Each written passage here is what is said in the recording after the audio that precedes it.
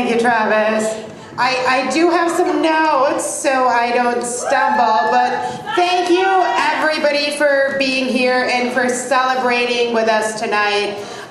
Each and every one of you makes a huge difference here in CD4, and you guys are incredible. We have some incredible candidates here along with Shia, and it's going to be a great evening for us.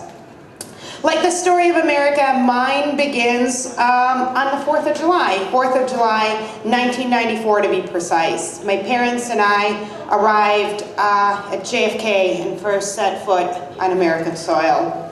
It was the first day of our new lives, first day where we didn't have to live in fear. Back at home in communist Russia, we were not allowed to speak our minds freely or think any thoughts that were contradicting to the government's agenda. I remember being terrified that one day they were going to come and take away my parents, like they did so many years before with my grandfather, sending him to the Gulag for anti-communism sentiment. Yes, guys, that's a thing.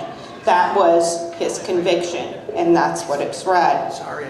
His only crime was making a joke about Stalin. He liked his cocktails, and he was joking around one night with his friends, and that cost him his marriage, his freedom. He spent the next 10 excruciating years doing hard labor in Siberia.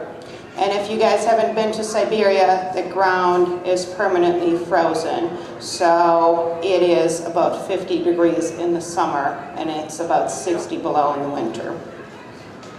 He was never able to return to Moscow or anywhere on the European side of the Ural Mountains.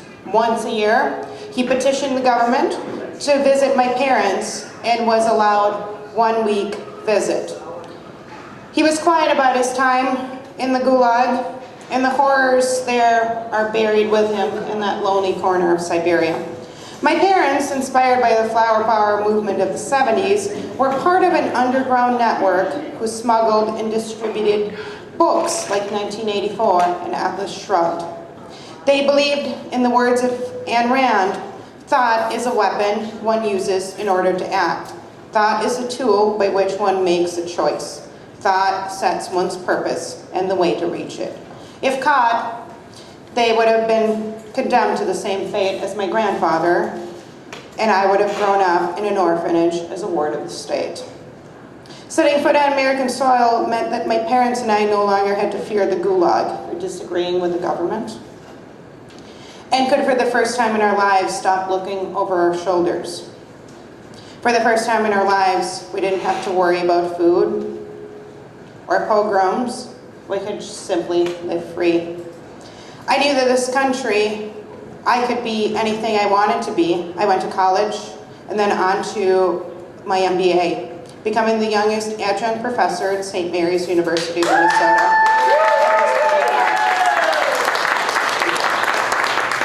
Nothing is impossible when you live the American dream. My story continues on the 4th of July when I woke up and I knew that God wanted me to make a difference.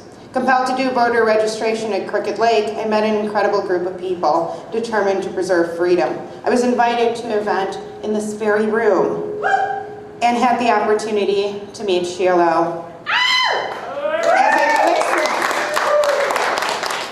As I listened to his story with tears in my eyes, I said to myself, this is the candidate for the people.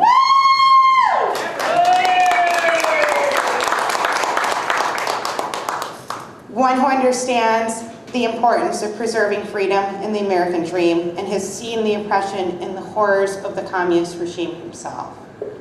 So on November 3rd, when we go to the polls to vote, let's vote Shiloh and let's change the world.